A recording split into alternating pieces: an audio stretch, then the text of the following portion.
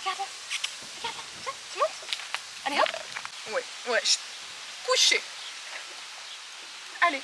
Ouais, oui, ça c'est bien, oui. Hello les amis, j'espère que vous allez tous et toutes très bien. Ici ça va super bien, on se retrouve dans un décor inhabituel. J'ai absolument voulu filmer dehors pour vous filmer cette vidéo sur l'adoption et la personnalité de notre chienne, notre petite chienne roumaine qu'on a adoptée il y a de ça 2 mois. Donc je vais répondre à toutes les questions que vous m'avez posées sur Instagram, je les ai toutes écrites sur mon petit carnet ici. L'information principale, ou en tous les cas que vous êtes peut-être beaucoup à attendre dans cette vidéo, c'est le prénom de cette petite chienne. Un prénom qu'on adore, qu'on a choisi selon nos affinités et même nos origines, vous allez voir. Sachez que je vais donner le prénom de la chienne dans la vidéo, mais je vous dis pas quand, ce sera peut-être au début, peut-être au milieu, peut-être à la fin. Il faut vraiment regarder toute la vidéo pour connaître son prénom. Donc on commence sans plus tarder avec la première question. D'où vient-elle? Comment as-tu entendu parler d'elle? Et comment l'as-tu choisie? Donc comme je l'ai dit en introduction, c'est une petite chienne qu'on a adoptée via une association.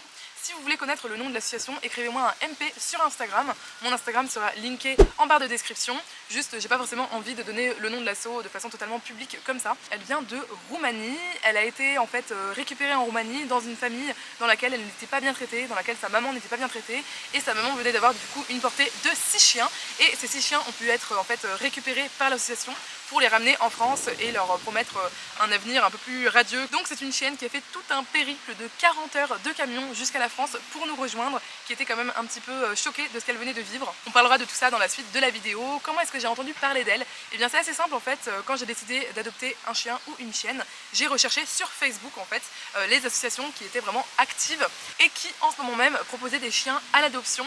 Donc j'ai cherché en fait sur Strasbourg, puisque c'est l'endroit où je loge en ce moment, et il y avait plusieurs associations, mais cette association c'est la première sur laquelle je suis tombée sur Facebook. Et donc j'ai regardé un petit peu les chiens qui se présentaient, et ensuite je vous raconterai tout ça dans la suite de la vidéo, mais du coup j'ai appelé l'association. Comment est-ce que j'ai choisi notre chienne? Et bien en réalité je ne l'ai pas totalement choisie.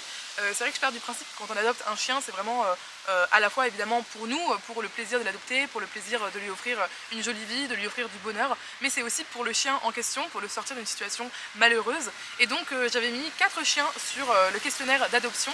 J'ai ratissé vraiment large pour être sûr qu'il y aurait un chien qui correspondrait le plus à notre situation, et ensuite c'est vraiment l'association qui nous a donné le chien qu'on allait adopter. Qu'est-ce qui nous a fait comprendre que c'était le bon moment pour adopter un chien ou une chienne? Eh bien écoutez, moi ça faisait des années que je voulais adopter un chien ou une chienne, mais en réalité mon partenaire précédent ne souhaitait absolument pas avoir de chien, et dans ma situation de vie à ce moment-là, je ne me sentais pas d'adopter seule. Et cette fois-ci, ça s'est produit un peu de la même façon, c'est-à-dire que mon partenaire actuel ne souhaitait pas spécialement adopter de chien à la base, puisqu'il avait lui-même un chien, il avait eu un chien dans son dernier couple, et son chien étant mort en 2021, c'est resté quand même encore un sujet sensible pour lui. Il n'avait pas envie de s'engager à nouveau, aussi au niveau émotionnel, avec un nouveau chien. Et en fait ce qui s'est passé, c'est que moi de mon côté j'avais vraiment très envie d'adopter. En réalité j'ai traversé une période quand même une sorte de dépression, on peut dire ça comme ça, qui a duré 3 mois. Ça a été vraiment très compliqué, et un jour j'étais au fond du trou, je suis sortie dehors, j'étais le long de la rivière. Et j'étais là en fait posée, j'essayais de m'ancrer un peu dans le moment présent, comme c'est souvent difficile de le faire lorsqu'on est déprimé. À ce moment-là, il y avait en face de moi, de l'autre côté de la rivière, 2 personnes qui se sont croisées avec 2 chiens. Les chiens ont joué ensemble pendant vraiment très longtemps, de façon ultra mignonne. Et en fait là ça m'a paru comme une évidence que j'avais vraiment besoin de m'occuper de quelqu'un d'autre que moi-même, que j'avais besoin d'offrir en fait l'amour que j'avais en moi, d'un peu extérioriser tout ça, d'être un peu focus aussi sur autre chose finalement que parfois mes propres problèmes. Et du coup j'ai vraiment eu trop envie, même besoin on va dire, d'adopter un chien. Donc je suis rentrée à la maison et j'ai dit à mon compagnon, je vais adopter un chien, ce à quoi il a répondu d'accord. Et depuis en fait on a vraiment décidé que cette adoption était vraiment à deux, que c'était ni spécialement ma chienne ni spécialement la sienne, mais vraiment la chienne du foyer, la chienne de notre couple, de notre famille, et c'est vraiment elle qui est venue sceller notre famille. Et voilà, c'est l'histoire de comment on a décidé d'adopter cette chienne. Et pour l'anecdote, il faut savoir que vraiment entre le moment où j'ai décidé d'avoir un chien et le moment où on l'avait chez nous, il s'est passé seulement 10 jours, donc c'était vraiment très vite. On m'a également demandé comment s'est passée la rencontre, le retour, les premiers jours à la maison, et également comment s'est passée la propreté avec elle. Donc comme je vous l'ai dit, en fait, avec cette association, les chiens sont vraiment ramenés de Roumanie. Ils sont exportés, si on peut dire ça comme ça, ils passent carrément par la douane, etc. Il y a tout un processus assez compliqué. Et ensuite, ils arrivent en France et on les accueille en tant que famille. On les récupère et ensuite, eh bien, il y a les premiers jours à la maison, comme vous le dites. Donc pour la récupération au niveau du camion, on n'a pas pu y aller parce que mon partenaire n'était pas là à ce moment-là, que moi j'ai pas mon permis de conduire, et il fallait absolument aller à cet endroit en voiture, c'était pas accessible en transport en commun. Du coup on s'est fait ramener la chienne par d'autres personnes de l'association qui habitaient vraiment à côté de chez nous. Comment s'est passé le retour à la maison de notre chienne? Eh bien ça s'est bien passé. Je vais vous mettre des petites vidéos où on voit notre premier contact. Donc comme vous pouvez le voir, déjà elle est beaucoup plus petite qu'aujourd'hui. aujourd'hui, mais surtout elle était très craintive, même presque soumise. On sentait vraiment que la main de l'humain n'avait pas forcément été très positive pour elle, notamment au début quand on lui présentait ses jouets en fait, si on lui présentait par le haut, ce qui était une façon assez naturelle pour nous de le faire, et bien vraiment elle se recroquevillait comme ça, elle avait peur. Pour les premiers jours où elle était là, même le premier jour et demi où elle était là, en réalité j'étais seule à la maison avec mon ami Raphaël, que vous connaissez probablement, et mon partenaire n'était pas encore rentré de sa semaine en fait à l'extérieur. Du coup il est arrivé un jour et demi plus tard, et là la rencontre avec Erwan a vraiment été très compliquée, puisque la chienne a eu super peur. Vraiment je pense que le fait que c'était un homme, le fait que c'était la première personne autre que Raphaël et moi à la rencontrer, et bien elle a eu vraiment très peur, et donc elle a aboyé sur Erwan pendant 1 heure. C'était très impressionnant. Moi au bout d'une journée et demie ça peut paraître peu, mais en fait je savais que je la connaissais, donc je savais qu'elle allait pas agresser Erwan, qu'elle allait pas le mordre ou quoi que ce soit, mais c'est vrai que c'était très impressionnant. Pour les premiers jours à la maison, je dirais vraiment, comme j'ai dit, que c'était une chienne qui était très craintive, soumise, qui avait peur un peu de tout en fait, qui avait peur des sorties, qui avait peur de plein de choses. Et vraiment ce que je vous conseille dans ces cas-là, si vous récupérez un chiot tout petit ou même un chien craintif, ce que je vous conseille c'est vraiment de l'exposer au maximum à plein de stimuli le plus possible. Donc tout ce qu'on a fait c'est qu'on l'a vraiment sorti au maximum. Alors quand je dis au maximum évidemment c'est pas toute la journée, il faut respecter le fait que c'est un chiot, c'est encore un bébé, mais on pouvait lui faire des sorties par exemple d'une demi-heure en vraiment la promenant, en lui montrant un peu l'extérieur, sans faire trop attention à elle, sans être trop focus sur elle. C'était vraiment une chiotte qui était un peu parfaite, presque trop parfaite, un peu comme un enfant qui serait un petit peu martyrisé et qui n'agirait pas en fait comme un enfant normal, insouciant. Bah, c'était un peu pareil au début en fait, elle voulait vraiment correspondre exactement à ce qu'on demandait, elle faisait pas de bruit, elle faisait pas de vagues, elle ne mordit rien, voilà, c'était vraiment là, un peu presque un fantôme. Et du coup petit à petit, bon, elle s'est vraiment révélée. Et pour les premiers jours, c'est vraiment passé comme ça. Et au niveau de la propreté, par contre, on a eu énormément de chance. On avait eu ce conseil qui est plutôt un mauvais conseil, hein, je vais le dire tout de suite, de l'association, qui était de mettre, vous savez, des sortes de langes par terre, je sais plus comment ça s'appelle. Et en réalité, en fait, leur apprendre à faire à l'intérieur pour ensuite les apprendre à faire à l'extérieur, c'est plutôt une mauvaise idée, vraiment on s'en est rendu compte petit à petit. Heureusement, elle ne faisait absolument pas sur ces alaises qu'on avait achetées, voilà, j'ai retrouvé le nom. Elle faisait directement à l'extérieur, donc évidemment on a eu des pipis au début, mais ça a vraiment duré quelques jours seulement. Et pour les caca, elle les faisait directement à l'extérieur. Ce que je vous conseille pour la propreté, c'est vraiment de sortir le chiot très régulièrement, donc si possible toutes les heures, vraiment surtout si vous l'avez genre à 2 ou 3 mois, c'est tellement petit, leur vessie est pas du tout physiologiquement mature pour en fait retenir la miction pendant plus d'une heure quoi, plus d'une heure, 1 heure et demie ou grand max 2 heures on va dire. Et du coup ce qu'il faut faire c'est vraiment la sortir et dès qu'elle fait à l'extérieur la récompenser avec vraiment une friandise qu'elle adore, ou avec un jouet, ou avec une grosse caresse, voilà, et là vous la récompensez au maximum, et de cette façon en fait elle va comprendre que ce qu'on attend d'elle c'est de faire à l'extérieur. Et en appliquant en fait cette méthode elle a vraiment fait très rapidement à l'extérieur, sauf quelques pipis de stress qu'elle a pu faire après, ou quelques pipis de peur par exemple quand elle a revu Erwan après 1 jour et demi, là elle a fait un pipi parce qu'elle a eu peur, et une fois aussi elle a eu une infection urinaire. Donc évidemment si votre chien fait pipi de façon inhabituelle, de toute façon si votre chien fait pipi à l'intérieur on ne le punit jamais, on ne l'engueule jamais, on ne lui met jamais évidemment la tête dans le pipi ou ce genre de choses. Ça ce sont des très mauvais conseils à l'ancienne. Je vous invite aussi si vraiment il y a quelque chose un peu d'anormal au niveau de ça, de quand même vérifier que tout se passe bien, parce que nous on a repéré très vite que c'était une infection urinaire à ce moment là. On m'a également demandé pourquoi on avait adopté cette chienne et pourquoi on ne l'avait pas achetée. Tout d'abord dans ce foyer on a un mode de vie vegan, et le mode de vie vegan vraiment il arrive à un moment où on se pose la question de la souffrance animale, où on se pose des questions en fait de justice animale, et où on cherche dans notre mode de vie à faire le moins de mal possible aux animaux. Et en fait vraiment en réfléchissant à la question de l'élevage vs l'adoption, on se rend compte qu'il y a beaucoup plus d'impact positif au niveau de l'adoption. Même s'il y a des élevages dans lesquels ça se passe extrêmement bien, les chiens ou les chats sont bien traités, etc. Tout d'abord, moi je trouve ça assez gênant d'acheter en fait un individu sur son physique, sur sa race, aussi éventuellement sur son histoire, de dire oui mais bon les chiens adoptés ils ont des histoires plus difficiles. Je vous assure tout ça c'est un peu des mythes quand même, hein. Il y a des chiens qui vont être achetés en élevage qui vont poser beaucoup plus de problèmes que les chiens qui seront adoptés, donc méfiez-vous quand même des candidatons sur ce sujet là. Mais surtout pour moi le sujet vraiment central par rapport à ça, c'est qu'il faut savoir que à chaque fois que vous achetez un chien dans un élevage, et bien potentiellement vous condamnez à l'euthanasie un autre chien que vous n'avez du coup pas adopté dans une association. Et ça vraiment je trouve que ça pose problème, puisqu'il y a énormément de chiens dans le monde qui sont condamnés à l'euthanasie. Ça peut être en France mais ça peut être aussi dans plein d'autres pays. Par exemple si je prends le cas de la Roumanie, donc qui est le pays originaire de notre chienne, et bien très clairement elle aurait très bien pu finir en fait tuer cette chienne, ou alors même dans des fourrières, là-bas il y a des dog catchers, ils récupèrent les chiens et ils les mettent dans des fourrières mouroirs. Les chiens ont 2 semaines d'espérance de vie dans ces fourrières mouroirs. l'abattoir, mais elle aurait pu également être livrée elle-même dans la rue ou sur le bord d'une autoroute. Dans ces cas-là, la durée de vie maximum d'un chien c'est 2 ans, donc c'est vraiment très peu par rapport à la vie qu'on peut leur offrir ici. Et dans ce cadre, je vois pas pourquoi j'irais acheter un chien alors que je peux récupérer, adopter un chien qui était dans une piètre posture et vraiment lui offrir une belle vie. Je trouve que c'est une super action. Donc c'est la raison pour laquelle jamais je n'irai acheter un chien en élevage. Je sais qu'il y a beaucoup de personnes, j'imagine d'entre vous, qui ont pris des chiens en élevage. Je vous conseille en fait juste de vous intéresser au sujet, c'est pas grave si vous l'avez fait par le passé, l'important c'est ce que vous allez faire dans le futur. Je pense que c'est toujours important de réfléchir à nos actions, de se dire pourquoi je choisirais un chien presque sur catalogue, selon sa race, etc. Plutôt que d'en adopter un qui aura peut-être autant d'amour à vous donner, qui aura une personnalité qui sera peut-être pas shapée par sa race, mais qui sera tout aussi adorable. Voilà, pour moi je vois vraiment les choses comme ça. Si j'ai un enfant un jour, je ne le choisirai pas, juste je l'aurai, et bien c'est pareil pour mon chien. Je ne voyais pas du tout le choisir comme ça, c'est vraiment un système qui me dérange. Lorsque je fais la balance un peu utilitariste si j'ose dire, et bien pour moi vraiment l'avantage va vraiment à l'adoption. C'est la partie de la vidéo dans laquelle je vais vous donner le prénom de cette chienne. Donc quel est son prénom et est-ce qu'on a eu du mal à le choisir?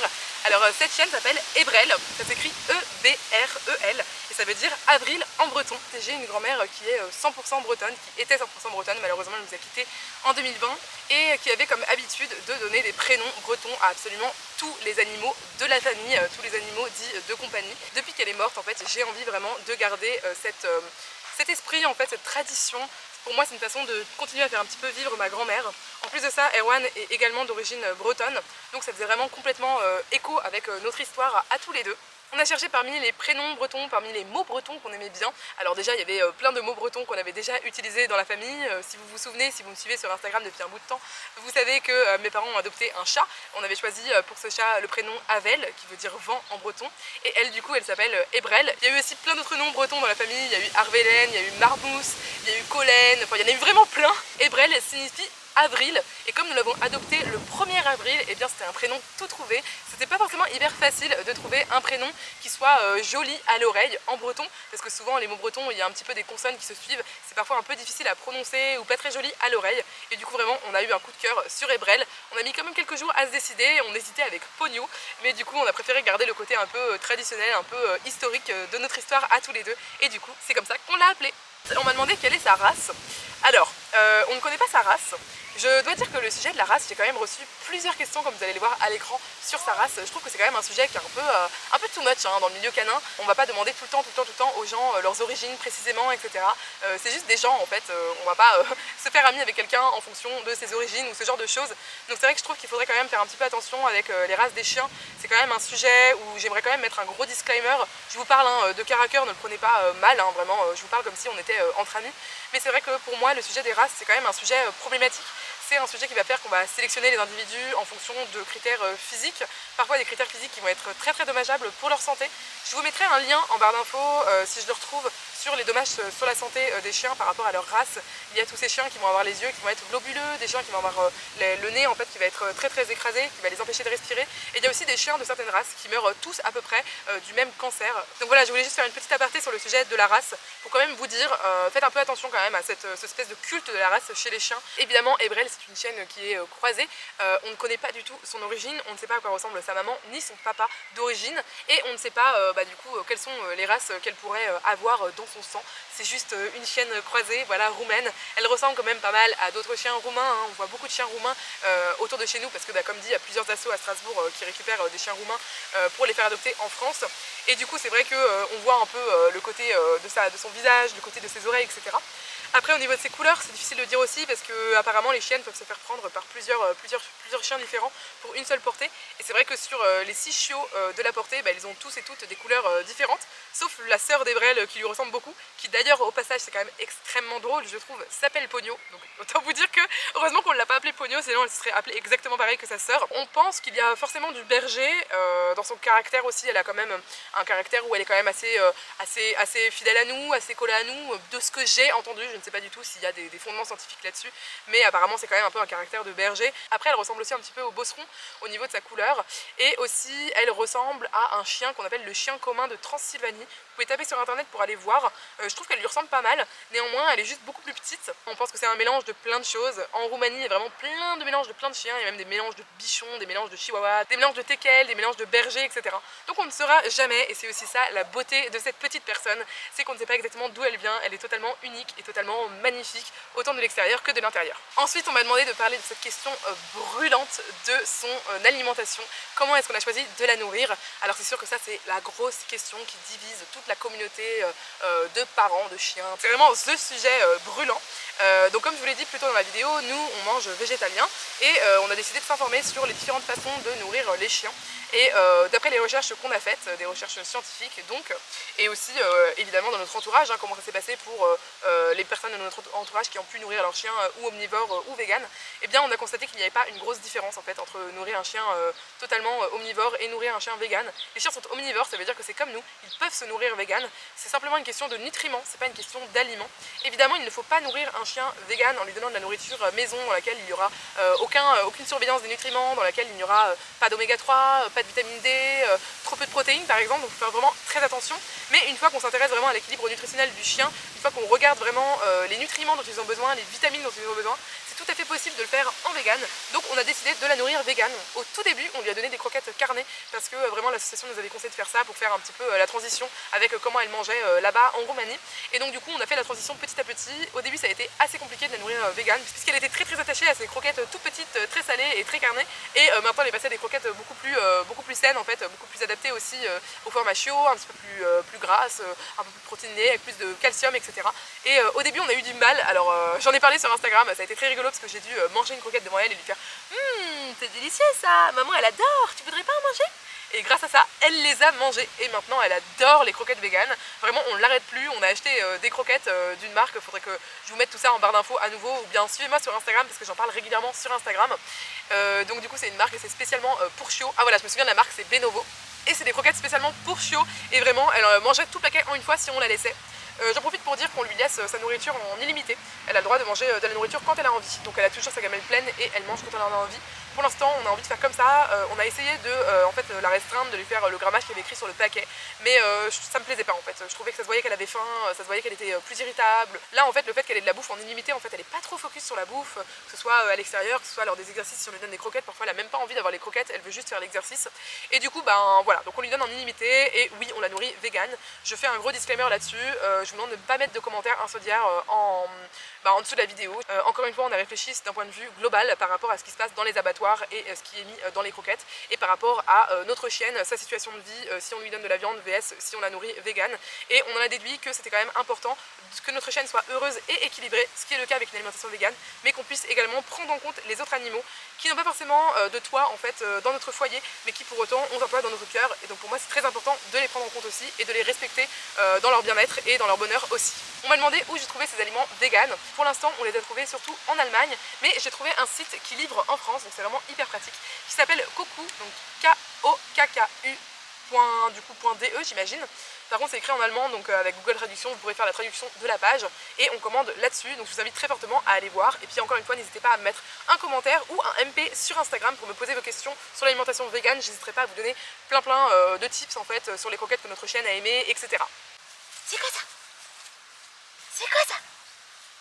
Ensuite on m'a demandé quel était son caractère, quelles sont ses préférences et ses aversions et quelles sont ses habitudes. Alors je suis trop heureuse de vous parler du caractère de notre fille, on l'aime tellement et moi je trouve qu'elle a un caractère tellement exceptionnel. Donc c'est une chienne qui est très intelligente, qui est aussi un petit peu têtue, un petit peu coquine comme ça, qui va vraiment faire un petit peu les choses qu'on attend d'elle seulement si elle y voit un réel intérêt. Donc parfois l'intérêt ça va être de nous faire plaisir évidemment, mais souvent ça va être un intérêt plus personnel. Elle est vraiment, oui ça pourrait être énergique, elle est très énergique.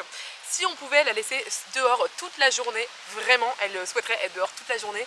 Je n'attends qu'une chose, c'est d'avoir l'opportunité un jour de lui offrir un jardin pour qu'en plus des balades qu'on fait avec elle quotidiennement, elle puisse avoir accès à l'extérieur, parce que vraiment elle adore avoir accès à l'extérieur, elle adore être dehors, elle adore se mettre au soleil, elle adore sentir le vent avec sa truffe, vraiment elle adore l'extérieur. C'est aussi une chienne foncièrement gentille, vraiment mais qu'est-ce qu'elle est gentille, tout le monde nous le dit. C'est une chienne aussi qui a été peureuse, on a dû travailler un petit peu sur ses peurs etc. pour la rendre aussi, pour l'épanouir, pour la rendre un peu plus fleurie dans sa personnalité. C'est aussi une chienne, donc comme je l'ai dit, qui est assez chippie et qui est aussi affectueuse. Alors elle n'est pas extrêmement affectueuse, c'est pas le chien le plus affectueux qu'on pourra trouver sur la planète Terre je pense, mais elle est quand même affectueuse, elle adore se coucher en fait au creux de nous, dans nos jambes en fait lorsqu'on se met en tailleur, et là on peut faire des gros câlins, des gros bisous. Au niveau de ses préférences et de ses aversions, eh bien je dirais que ses aversions c'est lorsqu'il y a beaucoup de bruit, ça la gêne pas mal, lorsqu'il y a des personnes qui passent devant la baie vitrée de notre maison, ça la gêne pas mal aussi, elle a un peu peur de ça. Autre chose qu'Ebrel vous dirait qu'elle déteste si elle pouvait vous parler maintenant, c'est vraiment les bains de foule, elle déteste ça.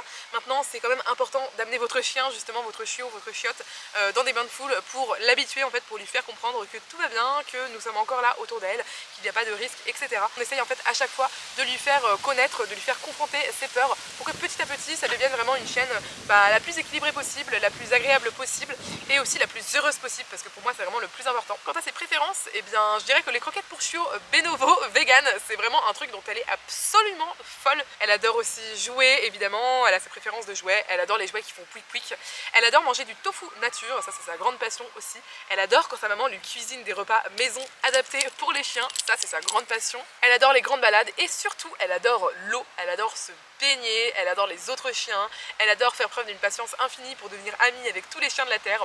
Donc voilà, je dirais que c'est toutes les choses à peu près qu'elle adore.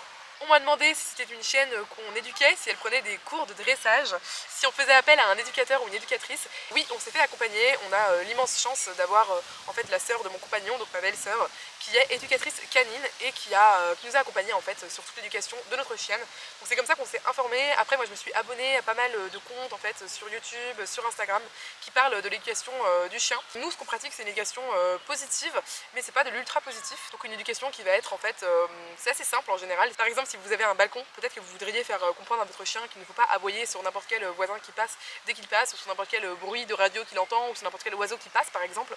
Et bien dans ces cas-là, pour lui faire comprendre, il va falloir en fait lui montrer des choses positives et des choses négatives, et en fonction de s'il aboie ou non, vous allez lui montrer les choses positives ou les choses négatives, et petit à petit en fait votre chiot, votre chien va choisir l'option la plus agréable pour lui, et c'est en gros, grosso modo, hein, vraiment en faisant les grandes lignes, comme ça qu'on l'éduque en fait. Donc vraiment en lui montrant tu vas faire ça, ça va être désagréable, tu vas faire ça, ça va être agréable. Donc du coup en fait notre chien va toujours choisir l'option agréable, ce qui est logique, et petit à petit en fait elle va s'éduquer en fait presque toute seule de cette façon. Je vous mettrai en barre d'infos toutes les informations de l'éducatrice qui nous a accompagnés pour cette fois-ci, donc c'est Caroline Dumont du coup. Elle est sur Rennes, aux alentours de Rennes, mais elle peut vous accompagner aussi en visio, et vraiment pour nous ça a été exceptionnel. Elle est hyper psychologue, elle est non jugeante, elle est hyper positive, elle nous a vraiment donné les conseils qu'il fallait au bon moment. Donc vraiment si j'ai un conseil à vous donner, c'est vraiment de vous faire accompagner par un éducateur ou une éducatrice canine. Ça va vraiment être un investissement mais tellement utile pour votre épanouissement à plusieurs dans la maison, pour en fait l'harmonie du foyer, pour le bonheur de votre chien ou de votre chienne, pour votre bonheur personnel, et vraiment pour avoir une vie en fait qui soit apaisée, parce qu'un chien ou une chienne quand on l'adopte c'est potentiellement pour 10 ans ou plus, donc vraiment l'objectif c'est quand même d'avoir une belle vie ensemble, et je trouve vraiment que c'est compliqué de s'y retrouver avec les conseils qu'on peut trouver par-ci par-là sur internet. Ce sera jamais aussi complet qu'un accompagnement par une personne spécialisée qui s'est éduquée sur le sujet. Juste voilà, le seul bémol que je mettrais, alors pas pour Caroline spécifiquement, donc c'est pour ça que je vous conseille vraiment de contacter Caroline, parce que au moins je peux vous dire avec l'expérience qu'elle est super, mais si vous prenez un autre éducateur ou une autre éducatrice, regardez quand même l'éducation qu'il ou elle pratique, c'est bien l'éducation bienveillante, et surtout n'hésitez pas aussi parfois à prendre de la distance avec les conseils qui vous sont donnés et à vous écouter, c'est vraiment hyper important, parce que parfois quand même on a des spécificités avec son chien que votre éducateur et éducatrice, quand bien même vous allez passer plusieurs heures avec lui ou avec elle, ne va pas forcément déceler, parce que vous avez votre chien au quotidien et que ce n'est pas son cas à elle ou à lui.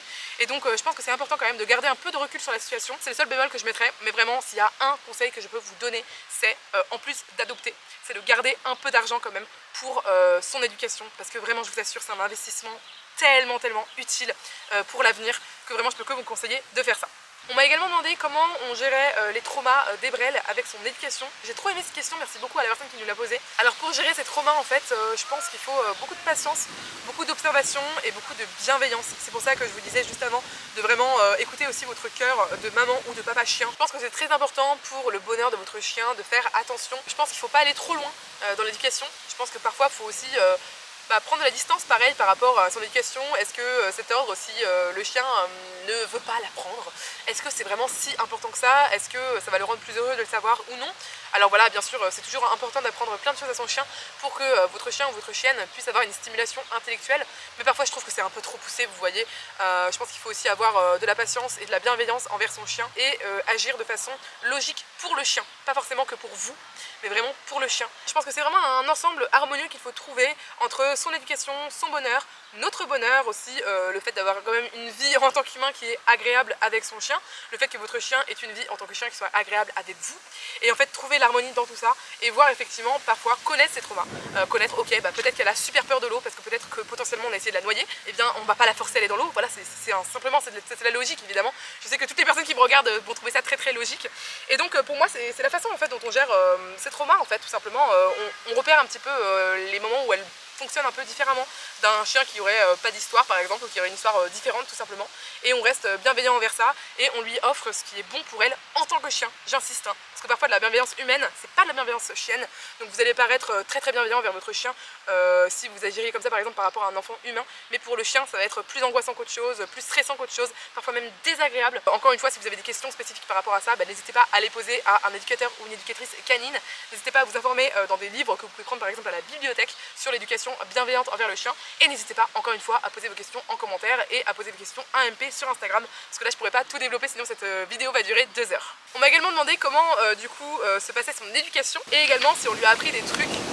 Oui, je lui ai appris plein de choses, alors je dis je parce que c'est plus moi que Erwan qui lui apprend des choses, mais je lui ai appris plein de choses, donc je lui ai appris assis, couché, au panier, saute. Je lui ai également appris bisous, le truc totalement inutile mais que j'adore, où elle met sa petite truc comme ça et elle me fait un bisou. Je lui ai appris attends, donc je peux mettre une croquette dans ma main et lui mettre sous le nez et la faire attendre pour ne pas qu'elle la prenne. C'est très pratique lorsque vous faites tomber quelque chose par terre par exemple chez vous et que vous ne voulez pas qu'elle la mange, parce que potentiellement c'est dangereux pour elle, ou que eh bien ça fait partie de votre repas du soir par exemple. Et on lui a appris le stop go lorsqu'elle traverse, pour que ce soit sécurisé pour elle en fait, comme ça quand on arrive au passage piéton et que c'est rouge on lui dit stop, comme ça elle s'arrête net, et quand on lui dit go elle sait qu'elle doit vraiment avancer tout droit et pas s'arrêter sur le chemin même si elle trouve un bout de brindille par exemple sur le sol lors du passage piéton, donc pour encore une fois que ce soit sécurisé pour elle. On lui a appris à marcher en laisse sans tirer, on lui a appris le rappel, donc qu'elle revienne vers nous lorsqu'on l'appelle. On lui a également appris à donner la patte, on lui a appris à faire une roulade, on lui a appris à revenir, à passer en fait dans nos jambes. J'ai fait des exercices pour qu'elle soit focus sur nous, en fait sur nos yeux, pour qu'en balade, s'il y a beaucoup de stimulation extérieure, elle puisse se focuser sur nous et sur ce qu'on lui demande de faire ou de ne pas faire. Donc pour ça on a fait des exercices avec en fait des croquettes, donc elle n'a pas le droit d'avoir la croquette tant qu'elle ne nous regarde pas.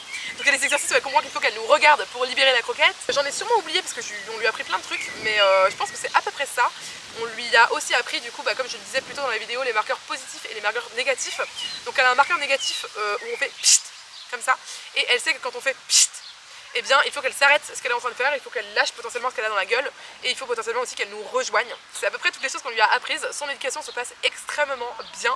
Ça reste bien sûr une chienne très très active avec beaucoup d'énergie et qui est très jeune puisqu'elle a seulement 6 mois. Du coup évidemment il faut retravailler après des exercices tous les jours pour vraiment qu'elle s'en souvienne, et parfois on lui fait des nouveaux exercices. Donc le prochain exercice qu'elle devra apprendre c'est à rester sur le trottoir, en tout cas à pas descendre sur la route, pour qu'on puisse vraiment la libérer totalement dans la rue sans que ce soit dangereux pour elle. Je voudrais vraiment insister sur le fait que l'éducation c'est ça, c'est surtout éduquer votre chien pour lui offrir beaucoup plus de liberté et beaucoup plus de bonheur in fine, parce que ne pas éduquer son chien c'est cool, peut-être que vous vous dites c'est plus bienveillant, c'est plus confortable, c'est plus ci, c'est plus ça, mais si c'est pour finalement qu'il tire tout le temps sur sa laisse en fait et qu'il n'ait jamais de moment de liberté, sauf en pleine nature, mais si vous habitez en ville potentiellement c'est un petit peu compliqué, et bien je trouve ça dommage. Donc c'est pour ça qu'on lui apprend plein de choses. Donc le but ça va être de lui apprendre le mot trottoir pour la prochaine action à lui apprendre, et en fait qu'elle puisse remonter sur le trottoir lorsqu'on lui dit, comme ça si vraiment elle se perd un moment et qu'elle descend sur la route, tac on lui dit Ebrel trottoir, et comme ça elle sait qu'elle doit remonter sur le trottoir, et puis après on la récompense évidemment comme d'habitude.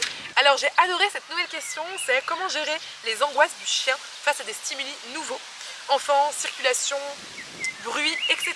C'est une super question parce que les chiens, lorsqu'ils sont petits, lorsqu'ils sont chiots ou chiottes, ont nécessairement des peurs, c'est normal, c'est juste des choses qu'ils n'ont jamais connues jusqu'ici. Et en fait la meilleure façon d'avoir un chien qui soit équilibré à l'âge adulte, c'est vraiment de l'exposer à ses peurs petit à petit. Il y a la règle des 3D, c'est distance, durée et difficulté. Et en fait avec cette règle des 3D, petit à petit on va augmenter la distance ou la proximité de la chose qui lui fait peur. Petit à petit on va augmenter la durée en fait de présence de la chose qui lui fait peur, et petit à petit on va augmenter la difficulté avec les choses qui lui font peur. Donc des choses qui, si c'est le bruit par exemple qui lui fait peur, bah, ce sera de plus en plus fort entre guillemets. Et donc en fait je trouve que ça c'est vraiment pas mal comme exercice. Donc le but ça va vraiment être de faire de votre chiot un chiot qui va vraiment pouvoir être super stimulé dès les premiers mois de sa vie.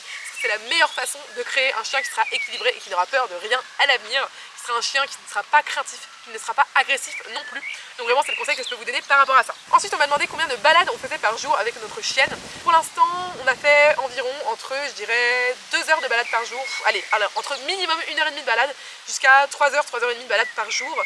Et ensuite en termes de nombre de balades qu'on a faites, je dirais que c'est entre minimum 2 balades et maximum 4 balades par jour.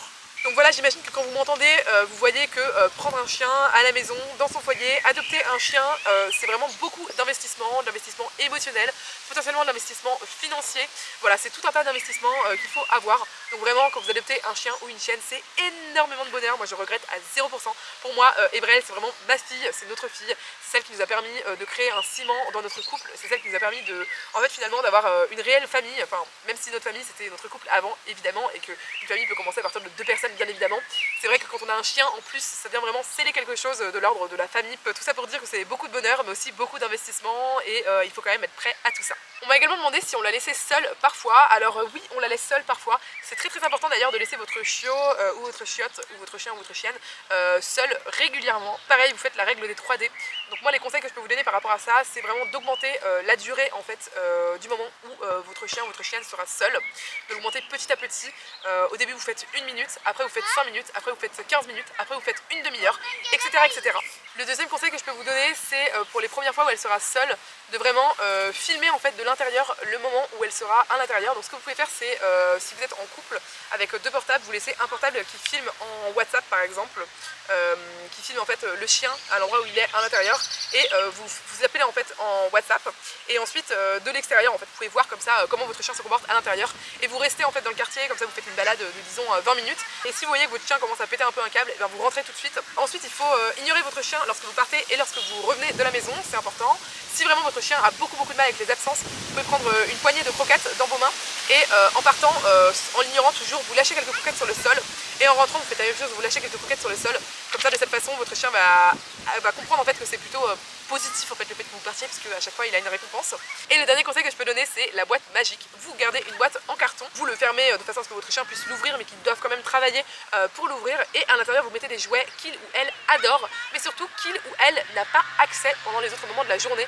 C'est vraiment une boîte magique avec des objets auxquels votre chien aura accès uniquement à ce moment-là, et ça c'est un super outil pour travailler l'absence. On m'a demandé sa plus grosse bêtise, et bien justement c'était il y a quelques jours lorsqu'elle a mangé mon chargeur d'ordinateur, et ça nous a coûté 85 € de le remplacer. C'était vraiment la plus grosse bêtise, je dirais. On m'a demandé également sa mimique, son habitude qui nous fait craquer. Bon, évidemment, il y en a plein, je pense qu'on peut en citer plein dans toutes les petites habitudes qu'elle a mises en place au quotidien qui sont juste trop adorables. Moi, personnellement, celle que j'adore, c'est lorsqu'elle se réveille le matin notamment et qu'elle est fatiguée.